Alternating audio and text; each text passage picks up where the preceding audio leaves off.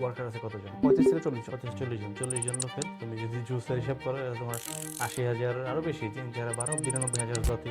পোল্যান্ডে অনেক ধরনের ব্যবসা আছে। হ্যাঁ আমি বলবো না শুধু কাবাবে আসো, হ্যাঁ কারণ কাবাব এই মুহূর্তে কাবাব সেক্টরটা একটু ডিস্টার্বে আছে, কারণ হচ্ছে ওয়ার্ক পারমিটগুলো বেরোতে লম্বা সময় লাগতেছে, প্লাস সব কিছুর কস্টিং অনেক বেশি, এমপ্লয়ীদের স্যালারিটা আগের মতো নাই, এখন আরও বেশি যাচ্ছে। তো কাবাবের সেক্টরটাতে এখন বুঝে শুনে আসলে ভালো।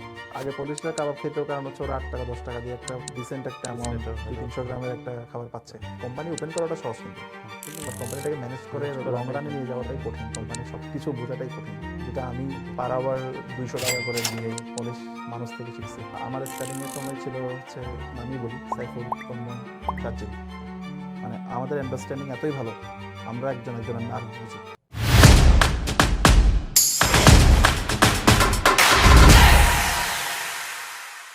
তোমার এখানে তাহলে ওয়ার্কার আছে কতজন? 35 থেকে 40 জন। 40 জন লোকের তুমি যদি জুসের হিসাব করো তোমার 80,000 আরো বেশি, 3 4 12 92,000 জাতি তোমার। অতটুকু আসে না, মানে 40 জন তো 40 জন থাকে না, হ্যাঁ, মানে সবার সাথে এক এক ধরনের ডিল আছে, যে মানে আমাদের যারা ওয়ার্কার আছে আসলে বুঝে, মানে বুঝে যে আমি মানে ওয়ার্কারের ডিটেলস এটাতে যাবো না। আমার যেটা প্রশ্ন আছে যে নতুন যারা অনেকে বিজনেস করতে যাচ্ছে, মানুষের কি আসলে বিজনেস করে আসা উচিত? কোম্পানি পোল্যান্ডে অনেক ধরনের ব্যবসা আছে। হ্যাঁ আমি বলবো না শুধু কাবাবে আসো, হ্যাঁ কারণ কাবাব এই মুহূর্তে কাবাব সেক্টরটা একটু মানে ডিস্টার্বে আছে, কারণ হচ্ছে ওয়ার্ক পারমিটগুলো বেরোতে লম্বা সময় লাগতেছে, প্লাস সব কিছুর কস্টিং অনেক বেশি, এমপ্লয়ীদের স্যালারিটা আগের মতো নাই, এখন আরও বেশি যাচ্ছে। তো কাবাবের সেক্টরটাতে এখন বুঝে শুনে আসলে ভালো বর্তমান সময়ে, ঠিক আছে। কারণ এখন আপনি যদি কমিউনিটি গ্রুপগুলোতে যান, সেলই করতেছে সবাই, কারণ কারণ মিডিয়াম রেঞ্জের দোকানগুলো এখন আর টিকতেছে না মার্কেটে কম্পিটিশন যখন আপনার কি বড় বড় ব্র্যান্ড আছে, এবং সাথে, এখন মানুষ পিৎজা, রামেন, সুশি, সেটাই এতগুলো খাবারের অপশন, এতগুলো কাবাবের দোকান, আর কাবাব কিন্তু এখন কি 8 টাকায় 10 টাকা কাপ দিতে পারতেছে না, চাইলেও দিতে পারতেছে না, এখনো পারতেছে না। আপনাকে মিনিমাম মাওয়া কাবাব আগে 20 টাকা 22 টাকা হয়ে যাচ্ছে এখন। আগে পুলিশরা কাবাব খেতেও, কারণ হচ্ছে ওরা 8 টাকা 10 টাকা দিয়ে একটা ডিসেন্ট একটা অ্যামাউন্ট 200-300 গ্রামের একটা খাবার পাচ্ছে, আর এখন সম্ভব না, ওটা 18-20 টাকায় চলে গেছে মিনিমাম 20 টাকা। অনেক বড় ব্র্যান্ড তারা 25-26 টাকা সেল করতেছে, সস্তা কিছু রাখেই নেই। এবং কাবাব একটা রোলো, একটা মেগা রোলো 50 টাকা হয়ে যাচ্ছে। সেটাই, কাবাবের মধ্যে বিভিন্ন ধরনের ভ্যারাইটিস চলে আসছে, হ্যাঁ ঠিক আছে। তো ওইটাই এখন কম্পিটিশন তার্কিশদের সাথে হয়েছে, ঠিক আছে। আগে যেটা Turkish ছিল চিপ লেবার কস্ট, আর চলে আসতেছে এখন। হ্যাঁ চিপ লেবার কস্টের কারণে অথবা এই চিপ ইনগ্রেডিয়েন্টসের কারণে সার্ভাইভ করতো, এখন চিপ লেবার কস্টটাও তেমনটা নাই, ইনগ্রেডিয়েন্টসের প্রাইসও বেশি, এখন আবার বাড়বে, এই যে তেলের দাম বাড়ছে। এখন ধরো নতুন কেউ কাবাবের বিজনেসে আসতে চাচ্ছে, তার কি আসা উচিত? যদি আসতে চায় কিভাবে সে আসতে পারে? নতুন কেউ যদি এখন কাবাবের বিজনেসে আসতে চাই, ওর প্রথমত এই বিজনেসটা একা করা সম্ভব না। আচ্ছা, একা ওপেন করতে পারবে, একটা দোকান খুলতে পারবে, কম্পিটিশন বিগ ব্র্যান্ডগুলো যখন ঢুকবে, মানে বাংলাদেশিদের মধ্যেও কিন্তু অনেক বিগ ব্র্যান্ড আছে, হ্যাঁ ওরা যখন ঢুকবে তখন কিন্তু ওর জন্য সমস্যা। বিগ ব্র্যান্ড যেভাবে পুশ করতে পারবে সেভাবে ও পারবে না, ঠিক আছে। তো আন্ডারস্ট্যান্ডিং মিলে এরকম কিছু মানুষ একসাথে করা সম্ভব এখনও। লোকেশনটা ইম্পর্টেন্ট, কোম্পানি ফর্মিংটা ইম্পর্টেন্ট, কোম্পানির বিষয়গুলো জানতে হবে, যে কোন কোম্পানির টাকা কোনটা, তোমার টাকা কোনটা, ঠিক আছে। কারণ সবাই কোম্পানি ওপেন করাটা সহজ, কিন্তু বাট কোম্পানিটাকে ম্যানেজ করে লং রানে নিয়ে যাওয়াটাই কঠিন, কোম্পানির সব কিছু বোঝাটাই কঠিন, যেটা আমি পার আওয়ার 200 টাকা করে দিয়ে পলিশ মানুষ থেকে শিখছি। পার আওয়ার 200 এরকমই ছিল, এখন 300 টাকা হয়েছে। আমার যদি কোনো ধরনের বিজনেস অ্যাডভাইস লাগে, আমি যাই কনসালটেশন করি। এখন সেই যে আপনি যদি এখন বলেন যে আমার সাথে কনসাল্ট করো 100 টাকা, আপনাকে ওরাই ফেলবে, গ্রুপ আপনাকে ওরাই ফেলবে। অনেকে এটা নিয়ে কমেন্ট করে তো যে হ্যাঁ, ফি কেন আপনার সাথে কথা বলতে ফি দিতে হবে কেন? কারণ আমার মনে আছে, মানে একটা বড় ভাই মাংসের ব্যবসা করতেছিল, কিন্তু বাঙালিরা কিন্তু সাপোর্ট দিবে না, যেটা আমি সত্যি কথাই বলে দিই, আমাকে গালি দিলে দেখ, বাট বাঙালিরা ওই বাঙালির থেকে যখন মাংস নিতে যাবে, তখন ওই যে বাঙালি মেন্টালিটি, যে বাকিতে দেন, টাকা দিব আর কি, এই ধরনের গুলো করে। বাট এই জিনিসগুলো কিন্তু আবার বড় ব্র্যান্ড অথবা যারা বড় সাপ্লাই করতে পারে না, অনেকে আবার নেই না, কেন নিব, মানে ওঠাইতে চায় না। আমি এই জিনিসটা নোটিস করছি, মাংসের একটা কোম্পানি বিজনেস করতো, সেটাই বলতেছি। বাংলাদেশি বিজনেসদেরকে আমরা সাপোর্ট করতে চাই না, আমরা সমালোচনা করি বেশি, আমাদের হচ্ছে সাপোর্টিভ মেন্টালিটি। এটা আমাদের আসলে কেমন জানি, এটা আমাদের ব্লাডেই আছে, এটা আমাদের ব্লাডে আছে, এটা সবাই, এটা আমাদের আসলে আমরা অ্যাপ্রিশিয়েট করতে জানি না। হ্যাঁ, এটা এটা অ্যাপ্রিশিয়েট করতে জানি না, সমালোচনার জন্য খুবই উস্তাদ এটা আমি এই যে এখন বলতেছি যে আমার লাইফে আপনার অবদান আছে, কেন বলতেছি মানে আমি ছোট তো হচ্ছি না, আপনি যেটা করছেন সেটাই আমি বলতেছি না। সেটাই তো আমি একটা বিজনেস বাঙালি, আমি যদি কালকে যদি মনে করেন আমি একটা ট্যাক্সি কোম্পানি খুলি, ঠিক আছে, ওটাতে আমার কয়জন বাঙালি আমাকে সাপোর্ট দিবে? ট্যাক্সি কোম্পানি যদি খুলো বাঙালি দিনে সাপোর্ট পাওয়াটা এটা টাফ, আমি শিওর না সাপোর্ট এরকম পাওয়া যাবে। সেটাই, কারণ এটা কেন জানে আমাদের একটা মেন্টালিটিতেই আছে, এটা আমাদের মেন্টালিটিটাই ওরকম যে আমরা করতে চাই না, আর যে আমাদের চাইতে একটু উপরে ওকে নিয়ে আমরা সবসময় জালাস ফিল করি, ও কিভাবে পড়বে সেটার জন্য ওয়েট করি, যেটা স্বাভাবিক। আমার ক্ষেত্রেও সেম। আপনি যদি আজকে মনে করেন আপনি মনে করছেন আমি সাকসেসফুল, আমার সাইড থেকে কিন্তু আমি এখনো সাকসেসফুল না কম্পেয়ার টু আদার। হ্যাঁ, আমি এখনো চেষ্টা করতেছি, আর আমার অ্যাম্বিশন ওটা না যে মানে আমি 50টা খুলবো, নাম্বারটাকে আমি সেজন্য আমি, আপনি যখন জিজ্ঞেস করছেন যে কয় টাকা পাবো, আমি চিন্তা করতেছি, কারণ আমি কখনো নাম্বারটা হয় নাই আমার সাথে যেগুলো হয়েছে, মানে মানুষ আসছে আমার সাথে আসছে, অথবা আমার ওয়ার্কাররা মনে হয়েছে ওদেরকে দেওয়া দরকার, দিছি, ওভাবে বাড়ছে, আবার ওগুলো কমেও যেতে পারে। আপনি হয়তো এই বছরের লাস্টে দেখবেন আমার সব হাফে নিয়ে আসছি আমি, কারণ আমার এখন অ্যাম্বিশন অন্যরকম চলে গেছে। আচ্ছা, এই যে বিজনেস স্টার্ট করে বিজনেস ট্রান্সফর্ম করে সাকসেসফুল হয়ে আসাটা, এতগুলো দোকানে এটা একটা ক্যালকুলেশন। সবচেয়ে তোমার কি মনে হয় কোন জিনিসটা সবচেয়ে বেশি ইম্পর্টেন্ট?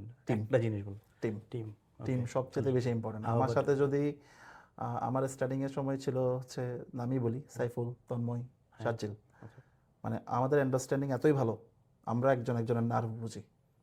আমি তন্ময়কে কিছু একটা বলছি, তন্ময় বুঝেই না যে জুয়েল ভাই এই কথাটা বলছে, উনি কিন্তু চিন্তা করা ছাড়া এই কথাটা বলে না। আচ্ছা, ট্রাস্ট জিনিসটা এখনো 6 বছর ধরে আমরা একসাথেই আছি। তো এরপরে ধরেন আরো অনেকেই অ্যাড হইছে, আবার অনেকে চলেও গেছে, ঠিক আছে, স্বাভাবিক। বিজনেসে আমার সাথে কেউ বিজনেস করতে আসতেও চলে যাবে, এটা স্বাভাবিক। আন্ডারস্ট্যান্ডিং একটা লেভেল এখন মিলতেছে আমার সাথে, আপনার একটা সময় মিলবে না, ওর ওয়ে থাকবে অন্য ধরনের, আপনার ওয়ে থাকবে অন্য ধরনের, মিলবে না, ও চলে যাবে, অথবা আপনি ছেড়ে দিয়ে চলে আসবেন, ঠিক আছে। But end of the day যেটা সবচেয়ে বেশি ইম্পর্টেন্ট সেটা হচ্ছে লয়াল থাকা। আপনি যদি আপনার পার্টনারের সাথে লয়াল থাকেন, ট্রান্সপারেন্ট থাকেন, তাহলে কোনো সমস্যা নেই, এই বিজনেসে কোনো সমস্যাই নেই। আমার মতে ছোটখাটো সমস্যা থাকবে, ওইটা পার্টনাররা মিলেই ফিক্স করে ফেলতে পারবেন সেটা। এখন নতুন যারা পোল্যান্ডে আসতেছে, তাদের এই মুহূর্তে যারা আসতেছে, নতুন স্টুডেন্ট বা ওয়ার্কার যারা আসতেছে, তাদের উদ্দেশ্যে কিছু বলতে চাও? নতুন স্টুডেন্ট যারা আসতেছে, আমার অ্যাডভাইস, অনেকে অনেক কিছু বলবে, এখন তো অবশ্য ল করে বন্ধ করে দিচ্ছে স্টুডেন্টরা যে ট্রান্সফার হয়, তখন তো আমাদেরকে অনেকেই বুদ্ধি দিত যে স্টাডি করে কি হবে, কাবাবে চলে আসো, ওয়ার্ক পারমিটে চলে যাও। আজকে যদি তাদের কথা শুনতাম আমি আজকে দুঃখ করতাম। এখন প্রথম টিয়ার্স, আপনি যদি স্টুডেন্ট ভিসা আসেন, আপনাকে প্রথম স্টুডেন্ট টিয়ার্স নিতে হবে, তারপর আপনি চেঞ্জ করে ওয়ার্কে যান, যান, ভিসা থেকে আপনি যেতে পারবেন না, এটা মাথায় রেখে। আমাদের সময় ছিল যে স্টুডেন্ট টিয়ার্স দিয়ে কি হবে, কি করবা, জব পাবা নাই পাবা। আর স্টাডিতে যদি আপনি আসেন, অবশ্যই স্টাডি শেষ করবেন। কেন? সবচেয়ে বড় যে বেনিফিট, আপনি যখন পুলিশ ফুল টাইম স্টাডি ডিপ্লোমাটা আপনার হাতে পাবেন, পারমিট লাগবে না। পোল্যান্ডের যে কোনো সেক্টরে যে কোনো কোম্পানিতে কাজ করতে আপনার কোনো পারমিট লাগবে না। আপনি মন চাইছে চাকরি আপনার এখান থেকে জব ছেড়ে দিয়েছেন, নোটিস পিরিয়ড শেষ করে আপনি পরের দিনই নতুন একটা কোম্পানিতে জয়েন করতে পারবেন উইদাউট এনি ওয়ার্ক পারমিট, এবং আপনার জবের কন্ট্রাক্ট সেদিন থেকেই শুরু হয়ে যাবে। তো অবশ্যই যদি কেউ পড়াশোনা করার জন্য পোল্যান্ডে আসেন, স্টাডিটা কমপ্লিট করবেন, স্টাডি শেষ করে পরবর্তীতে আপনি যদি জবে যেতে চান, এবং যে কোনো সেক্টরে আপনি এখনও যেতে পারেন পোল্যান্ডে, জার্মানি, নেদারল্যান্ড, সুইডেন যেটা সম্ভব না, নরওয়েতে যেটা সম্ভব না, আপনি যদি ইঞ্জিনিয়ারিং রিলেটেড কোনো কিছু পড়ে আসেন, আপনাকে ওই সেক্টরে জব পেতে হবে। পোল্যান্ডে এটা এখনো ফ্লেক্সিবল পোল্যান্ডে। তো এটা অবশ্যই মাথায় রাখবেন। আমারও অ্যাডভাইস হচ্ছে সেটা। আমার অ্যাডভাইস হচ্ছে তুমি স্টাডি করতে আসছো, ফ্যামিলি প্রবলেম থাকুক, অতটুকু প্রিপারেশন নিয়ে আসো। যারা চলে আসছে ওরা তো স্টাডি করতেছেই, অথবা যারা করতে চাচ্ছে না এখনো, মাথায় ঘুরতেছে যে না আমি একটু এটা করি, আমি বলবো স্টাডিটা শেষ করো, সার্টিফিকেটটা হাতে নাও, তোমার কাছে দুইটা অপশন থাকবে, কি বিজনেস করব, কাবাবে যাব, নাকি কর্পোরেটে যাব। লাইফের সব এক্সপিরিয়েন্স কিন্তু নিতে পারবে। এখন আমি যদি কাবাবেই ঢুকে যাই তাহলে আমার কিন্তু বাকি এক্সপিরিয়েন্সগুলো পাইলাম না। আর যারা বাংলাদেশ থেকে আসবে ওদের জন্য হচ্ছে যে অ্যাডভাইস এটা, যে মানে অ্যাটলিস্ট নমিনাল স্টাডি করার জন্য অ্যামাউন্টটা রাখো সাথে, এখানে এসে যেন কষ্ট করতে না হয়। এখন অবশ্য কষ্ট করতে হবে না, কারণ এখন বাংলাদেশ কমিউনিটি স্ট্রং, বাংলাদেশ একটা ভালো বাংলাদেশ কমিউনিটি স্ট্রং আছে। বিভিন্ন বড় সিটিতে যেখানে ইউনিভার্সিটিগুলো আছে সেখানে বাংলাদেশিদের অনেক বিজনেস আছে, কাজ পাওয়াটা খুব ইজি। ডেলিভারি সেক্টরগুলো ইমপ্রুভ করছে। যদি ড্রাইভিং লাইসেন্স থাকে, ড্রাইভিং লাইসেন্স পোল্যান্ডে এটা কনভার্ট করতে পারলে ট্যাক্সি ড্রাইভ করতে পারতেছে, এখন অপরচুনিটি উবার, বোল্ট, অনেক কিছু করতে পারতেছে। জাস্ট ডিসিশন মেকিংটা হচ্ছে ইম্পর্টেন্ট। আমি কারো কথা শুনে অথবা আমার ফ্রাস্ট্রেটেড ওয়েতে গিয়ে আমি একটা ডিসিশন নিয়ে ফেললাম যেটার কারণে আমার আগামী লাইফটা কঠিন হয়ে গেছে।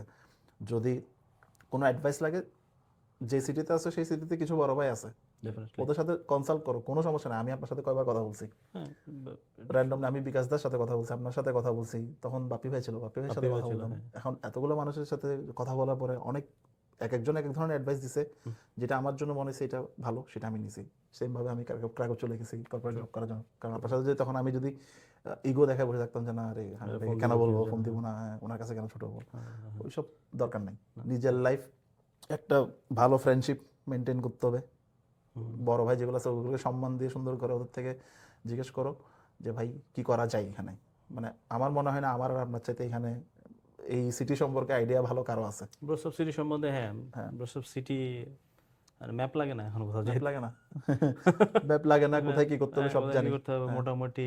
হয়তো নতুন অনেক কিছু আসছে জেনজিরা দেখতেছে যেটা আমরা দেখি নাই, বাট হ্যাঁ, ওটা স্টিল স্বাভাবিক।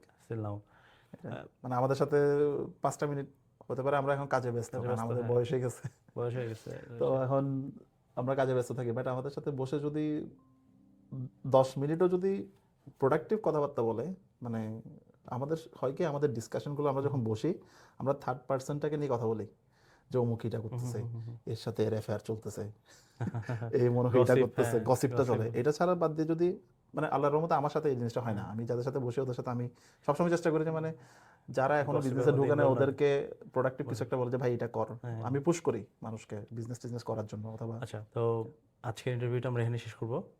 জুয়েল, তোমাকে অসংখ্য ধন্যবাদ এখানে এসে তোমার লাইফ স্টোরিটা শেয়ার করার জন্য। আমি প্রিটি শিওর এখানে আপনারা লিসেনার যারা আছেন, অডিয়েন্স যারা আছেন, কারো না কারো এটা ডেফিনেটলি কোনো কাজে লাগবে। তো আপনারা যদি জুয়েলের স্টোরিটা অনুপ্রেরণামূলক মনে করে থাকেন এবং আপনি যদি এখান থেকে কিছু ন্যূনতম কিছু শিখে থাকেন, অবশ্যই সেটা আমাদেরকে কমেন্টে লিখে জানাবেন। আর ভিডিওটা ভালো হয়ে থাকলে সেটা আমাদেরকে অবশ্যই জানাবেন। কোনো প্রশ্ন থাকলে সেটাও কমেন্ট করে জানাবেন। ধন্যবাদ। আসসালামু আলাইকুম। সবাই দোয়া করবেন আমাদের জন্য। দুজনই কমিউনিটির জন্য কাজ করতেছি। ভালো হচ্ছে, কিছু খারাপ হতে পারে, খারাপ হলে দেখাই দিবেন যে ভাই জিনিসটা এভাবে করা উচিত। অ্যাডভাইস নিতে আমরা সবসময় ওপেন, বাট অ্যাবসলিউটলি। হ্যাঁ, বাট না বুঝে গালাগালিতে যাওয়ারও দরকার নেই। মানে মানুষটাকে জানেন, কারণ আমরা যেটা করতেছি এটা হচ্ছে, আমরা যদি বন্ধ করে দিই কিন্তু কাউকে পাবেন না।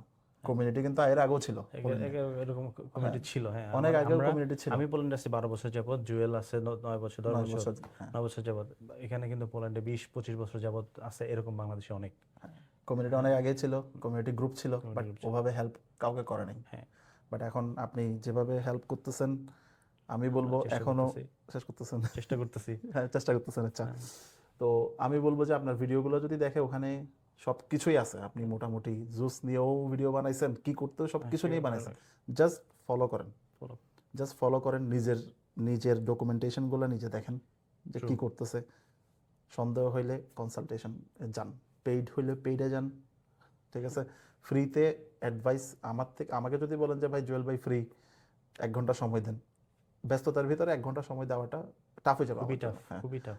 যারা প্রফেশনালি করতেছে পোল্যান্ডের মধ্যে এইসব কনসালটেন্সি, যারা প্রফেশনালি করতেছে, ওদেরকেও আপনার ওই সময়টার মূল্যটা দিতে হবে।